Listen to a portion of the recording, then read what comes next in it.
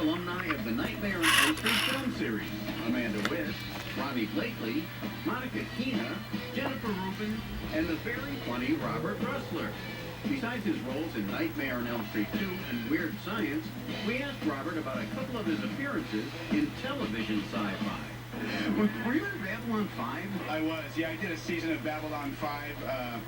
The first season, Bruce Boxleitner came on, and then somehow I got killed by a shadow ship, and I have no idea why, or how, nor do I care. No, I really enjoyed Babylon 5, and it was a great character for me. I played Lieutenant Warren Pepper, and everybody, the cast and the crew, they were all fantastic. Oh, and the Babylon 5 fans are out of their minds. No kidding. Yeah, that's another real cult, I think, you know? Absolutely. A lot of those Babylon 5 fans also are big Star Trek fans. And, you know, they kind of intertwine. Sure. And I was lucky enough also to do an episode of Enterprise where I played an Orgothian, the only one of his kind. And so that was a lot of fun as well. So you were kind of an endangered species in that? Yes, yeah, if you want to call it that. Yeah. It seems like you've been an endangered species in a lot of stuff because you end up getting killed off all the time. Absolutely. I either get killed or I get the girl, or I get the girl, then I get killed. So what are you going to do? I go with that one. Sure. At least you have some fun. Exactly. Robert, that's kind of like Scarface, isn't it? You get the power, you get the money, you get the girl, then you die, man. Say hello to his little friend. That's right. Well, say hello to my big friend.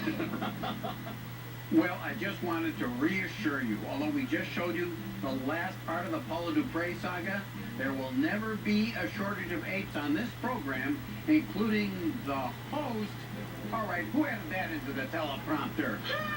Well, before I head off to climb the Empire State Building, let me tell you that next week, we will definitely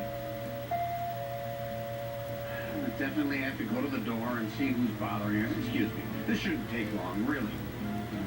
I don't understand why everybody waits until the last minute to come here and ring the doorbell. We couldn't have planned it that way, could we? No, never. Hey, Ghoulie, I'll tell you, that jungle woman's all right, you know? She's all right. Not like my wife. Oh, here we go. The other day, she calls the airline and she asks, how long does it take a flight to go from San Francisco to New York? The airline guy says, just a minute. And she says, that's great, thank you, and hangs up. Hey, I'll tell you, my brother-in-law ain't very bright either. I'm driving him home one night, and I want to see if the car's blinkers were working or not. So I tell him, stand outside the car and tell me if my blinkers are working. So he gets out, looks, and says, they are, they aren't, they are, they aren't, they are, they aren't. Hey, I thought my wife was one of a kind until last week, you know. We went to a party, and she wandered off while I was talking to a neighbor. I had a couple drinks, you know, and then went to find her, and I walk up behind a woman that I thought was my wife and pinched her. The woman turns around and slaps me. Yeah. I apologized to her. I said, hey, I'm sorry, lady. I mistook you for my wife. She said, boy, are you a poor excuse for a husband? And I said, gee, you even talk like her. So long, Screwy.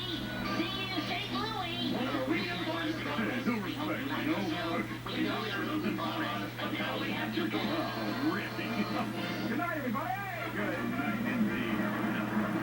It's a rough crowd, I'll tell you that. Thank you so much for joining us this week. We're happy to see you here, as always. Thank you for joining us for the last story of Paula Dupre. And now you probably know why it was the last story. We'll see you next time, right here. There you go. Not my face, the shield. Somehow it always matches. Does this look like a shield? Don't answer that question. I'll see you next time. Goodbye.